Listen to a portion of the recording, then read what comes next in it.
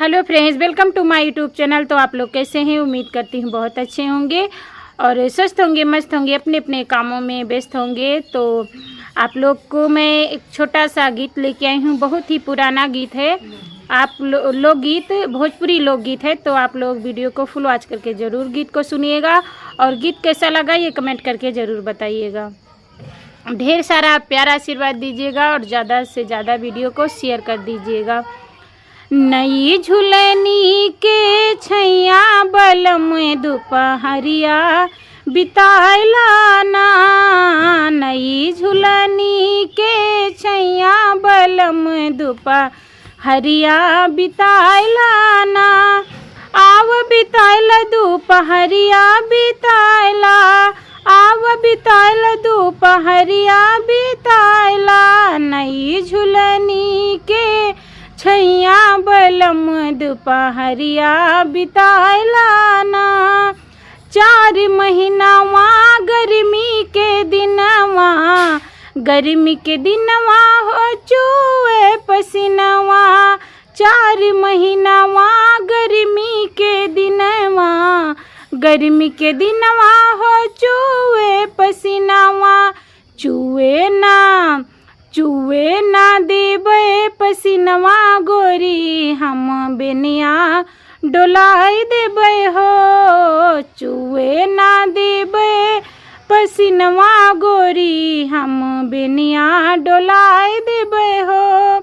नई झुलनी के छैया बलम दोपहरिया बिताइला हो, आव बिताइला दोपहरिया बिताइला, आव बिताइला दोपहरिया बिताइला, नई झुलनी के छैया बलम दोपहरिया बिताइला हो।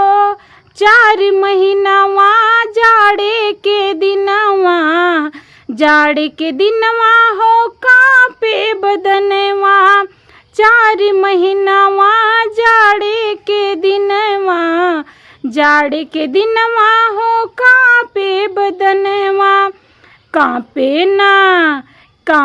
ना देबे बदनवा गोरी हम कोरा सुताई लेबे हो, कांपे ना देबे बदनवा गोरी हम कोरा सुताई लेबे हो। नई झुलनी के छैया बलम दोपहरिया बिताइला हो, आव बिताइला दोपहरिया बिताइला, आव बिताइला दोपहरिया बिताइला, नई झुलनी के छैया बलम दोपहरिया बिताइला हो। 4 महीनावा बरखा के दिनवा, बरखा के दिनवा हो भीगे बदनवा, 4 महीनावा बरखा के दिनवा, बरखा के दिनवा हो भीगे बदनवा, भीगे ना देबे बदनवा गोरी हम बंगला छवाई देबे हो, भीगे ना देबे बदनवा गोरी हम बंगला छवाई देबे हो। नई झुलनी के छैया बलम दोपहरिया बिताइला हो, आव बिताइला दोपहरिया बिताइला, आव बिताइला दोपहरिया बिताइला, नई झुलनी के छैया बलम दोपहरिया बिताइला हो।